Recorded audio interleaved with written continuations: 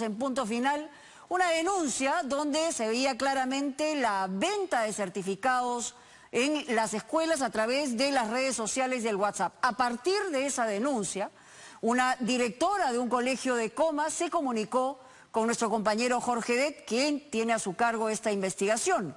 Y resulta que comentó con nosotros que había perdido el registro de ingreso para las notas en la UGEL correspondiente por unos días.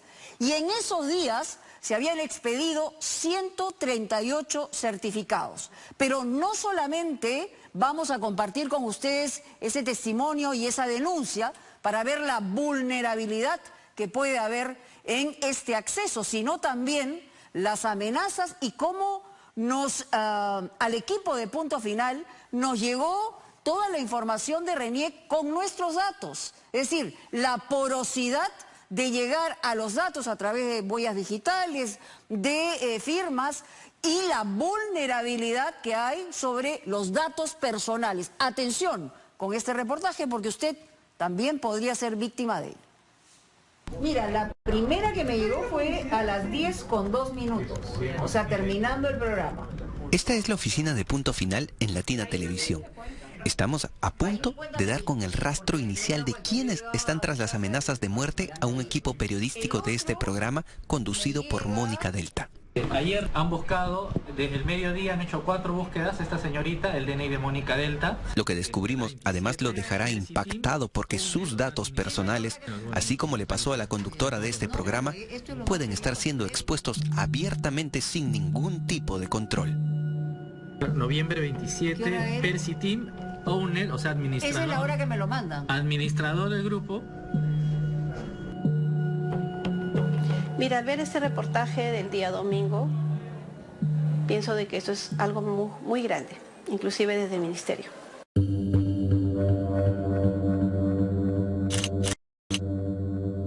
Todo empezó en una investigación de Punto Final en donde revelamos cómo un grupo de personas ingresa fácilmente al sistema de notas del Ministerio de Educación y a cambio de dinero le genera un certificado de estudios a peruanos que nunca han pisado el colegio. Esto alertó a esta educadora con más de 40 años de trayectoria, quien nos citó en su centro educativo para contarnos algo realmente grave. No, mire, todos estos certificados que yo lo he impreso, todos estos certificados Son mentiras. son mentiras. Todos, son 138 certificados. O sea, son reales para el Minedo. Para el Minedo son reales. Porque mire, ese certificado tiene el QR. Usted lo pasa y sale automáticamente las notas que supuestamente han terminado. Claro, primero, segundo, tercero, cuarto. Por supuesto. Sin explicación alguna, la directora del CEBA República de Cuba en Comas perdió el acceso al sistema de registro de notas que le otorga la UGEL y que sirve precisamente para generar certificados de estudio a los alumnos que concluyen su secundaria. Pese a sus reclamos, con una extraña pasividad, las autoridades de la UGEL se demoraron un mes en entregarle un nuevo usuario y contraseña. Cuando volvió a ingresar al sistema, se dio cuenta que sin saberlo, ya era parte de un delito. Me quedé estupefacta. Dije, ¿qué ha pasado? 138 certificados, que hayan esperado tanto. Esto es una mafia. De frente le dije, esto es una mafia. Desde el usuario de esta directora se habían generado 138 certificados de estudio para supuestos alumnos de este colegio, gente que nunca había estudiado aquí y que habían pagado para obtenerlos de manera virtual.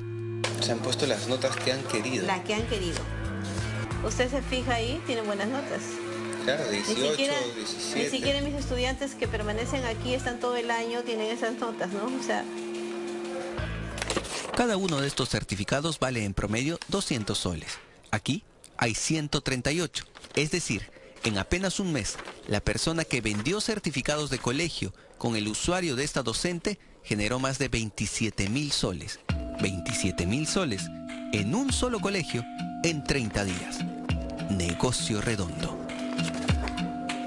Mientras estaba emitiendo este reportaje, esta noche aquí en Punto Final, comenzaron las amenazas a través del WhatsApp a uno de nuestros colaboradores. La investigación pasada le puso luz a este tema y eso nos puso en la mira de estos malos negociantes. La cibercriminalidad en general es el segundo fuente de dinero después de las drogas, reemplazado a la trata de personas y al tráfico de piezas arqueológicas, porque es plata, es mucha plata en juego. Las amenazas de muerte a través del WhatsApp contenían las fichas RENIEC de Mónica Delta y de otro periodista de este programa y llegaban desde distintos números de teléfono. ¿Cómo los delincuentes tenían acceso a nuestros datos personales?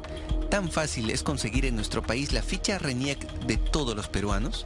El Estado no ha creado una cultura de ciberseguridad. Tenemos un decreto de urgencia sobre seguridad digital del año 2020, sin reglamentar. Una ley de ciberdefensa del año 2019, sin reglamentar.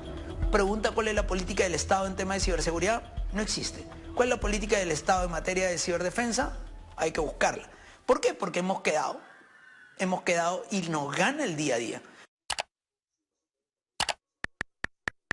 Telegram es una aplicación de mensajería instantánea parecida al popular WhatsApp. Sin embargo, esta aplicación se ha convertido en una especie de mercado negro de todo tipo de información. No hay filtros. Cualquier persona puede solicitar a su antojo la información de otra y hacer con ella lo que quiera. Vea la cantidad de fichas con el diseño RENIEC que circulan aquí. Información personal vendida y expuesta abiertamente. Basta que yo haga un pago por Yape del DNI o el nombre completo de una persona para tener completo acceso a su información personal. Nombres completos, nombre del padre, de la madre, dirección, lugar de nacimiento, números asociados a su DNI, lugar de trabajo, último sueldo y toda aquella información asociada al número del DNI. Información privada, totalmente expuesta al mejor postor. Precisamente en uno de estos grupos fue donde se publicó la información personal del equipo periodístico de Punto Final y con esa misma información empezaron las amenazas a través del WhatsApp.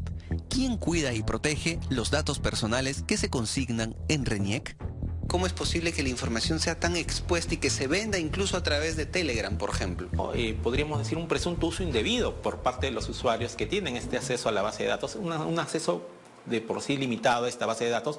Y con relación a lo que señalas estos temas de Telegram, yo lo que sí te puedo asegurar es que la información que ellos te proporcionan no es la información que sale de la base de datos de RENIEC. El RENIEC otorga permisos a distintas entidades públicas y privadas que, por el rubro de su negocio, necesitan hacer una corroboración de identidad. Esta entidad asegura que la información que circula en Telegram no corresponde a la base de datos de RENIEC. El acceso a la ficha RENIEC no es complicado. Alguien que tenga acceso porque hay mucha gente que tiene, pero esto deja un log, deja un rastreo. De hecho, tú le puedes preguntar a RENIEC que te diga qué usuarios han tenido acceso a tu ficha. De pronto en la tabla aparece que en los días de la amenaza, Juancito entró. Ok, este Juancito resulta siendo que era funcionario del Ministerio de lo que fuera, o era un usuario que ya no debería tenerlo.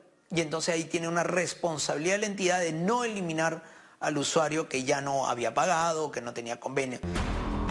Este registro oficial nos revela quiénes, usando su usuario y contraseña, buscaron en RENIEC los datos personales de Mónica Delta y del periodista de este programa. Esa misma información luego fue usada para amenazar. Lo que tú has mostrado es un problema de ciberseguridad, no es un problema de hacking, porque no ha habido alguien desde afuera entrando al sistema, sino probablemente un trabajador que tenía un acceso y lo siguió utilizando porque nadie se fijó que había que borrarle el acceso. En esta gestión de RENIEC se encontró una gran cantidad de usuarios que tenían estos accesos a la base de datos de RENIEC, lo que nosotros hemos ido reduciendo y cortando el número de usuarios, de entidades, de tal manera que ahora limitamos bastante el acceso a esta base de datos que consideramos que por el marco legal deben tener las empresas que están ceñidamente o que expresamente se señalan que deben tenerlo. Carlos Alvarado Pereira, trabajador de Entel, figura en esta lista. Con el usuario que la empresa de telefonía le asignó, se buscó 3 veces la información privada de uno de los periodistas, la misma que luego se usó para amenazarlo de muerte. ¿Actualmente él trabaja en Entel o no? No, ya no, hace 8 años, o sea, presentó carta de despido y todo. Aquí viene lo más sorprendente. Carlos Pereira ya no es trabajador de Entel hace más de 6 años. Lo que dice su esposa se corrobora con esta constancia de trabajo firmada por Entel, en donde reconocen como trabajador a Carlos únicamente hasta el 15 de agosto del 2017.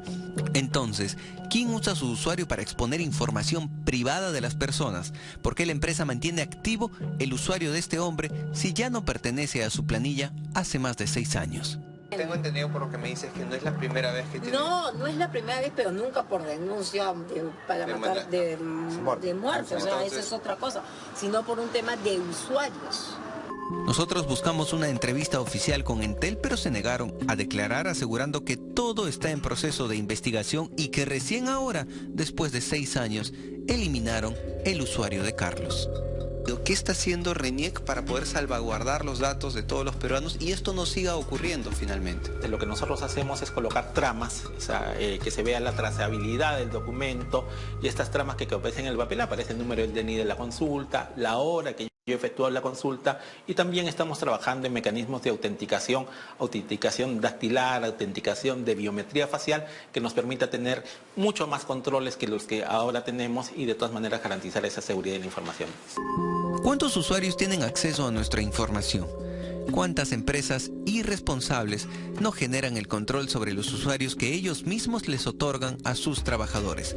Mientras esto siga ocurriendo, una base de datos alterna seguirá alimentándose con toda nuestra información personal que ahora es vendida por cientos de soles a través de una aplicación que nadie ha podido frenar.